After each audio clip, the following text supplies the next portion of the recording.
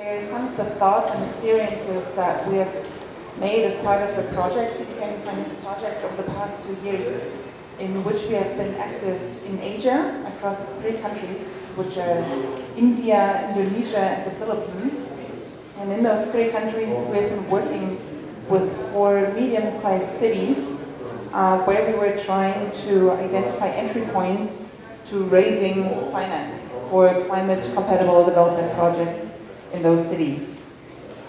So when we looked at all the different climate finance instruments that were available, we were not only looking at national and international financing sources, but we were particularly also looking at local sources. How can cities themselves raise funding locally?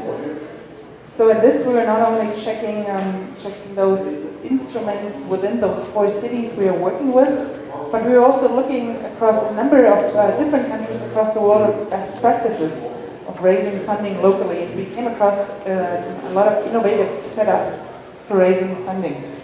And I'm going to present 3 of those innovative ways in my presentation. The first one that we came across is crowdfunding.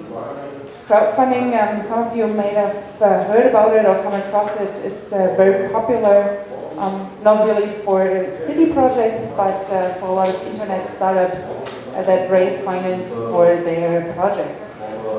But it can also be turned into something that you want to finance in cities, climate change adaptation or mitigation projects.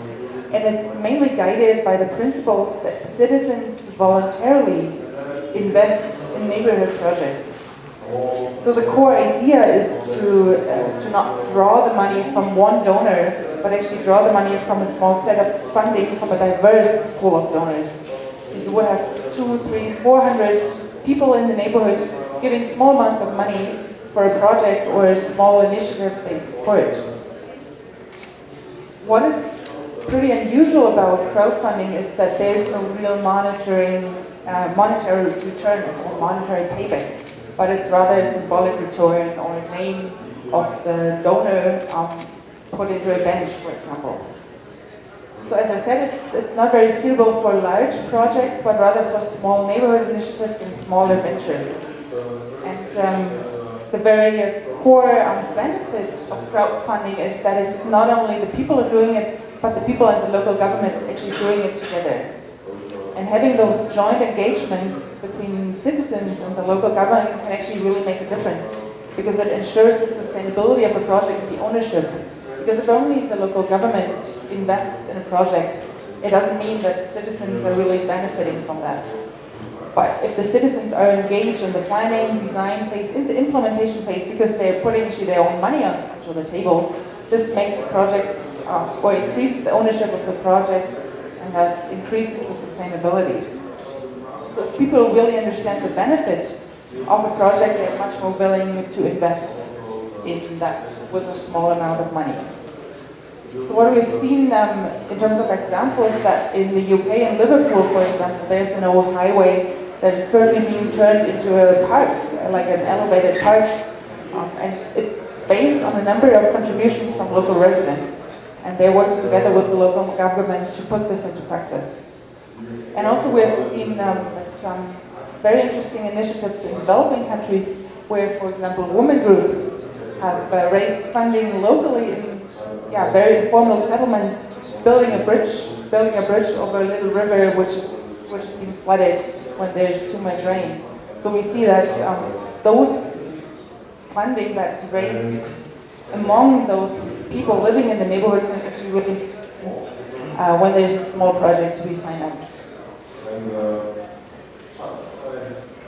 Another interesting initiative and an interesting financing instruments that we came across in our workshop is CSR funding.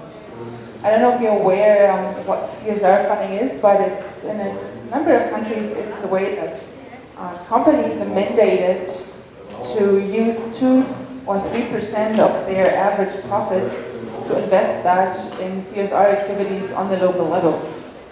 So that's also the case in Indonesia, one of the countries that we are working with. And in a workshop that we did in our partner city, which is called Kupang, it came out that one of the representatives there from a local bank was actually saying, well, we have a lot of money for CSR activities, but we don't even know where and how to invest that. So the local government was really, oh, that's an interesting potential source of funding. So it came out that the government and the local company actually never talked, never really got together on where that CSR funding could be heading. So there was no communication line, but this workshop actually brought those two parties together, the local government and the company, to talk and see if there could be any way of that CSR funding from the company to be used for climate-compatible development projects in the city. So this workshop took place at the end of 2015, and since then there have been some informal consultations between the local government and the company. And in fact, just a month ago, they decided together that they would set up a local trust fund, which would be stuck primarily in the beginning by that local company, the CSR funding from the local company, and that trust fund would be mandated to fund climate-compatible development projects in that city. So it's a very interesting approach, and we only came across that because we had that stakeholder workshop where we brought together those different types of stakeholders. And the last innovative but new source of funding that I want to talk about is the GCF, the Green Climate Fund that most of you will probably be aware of. After being operationalized last year, it has already made a couple of funding improvements. So it's not anymore stuck with 10 billion, but it's stuck with 9 billion around, which is probably the largest source of public climate finance available at the moment in the large international fund.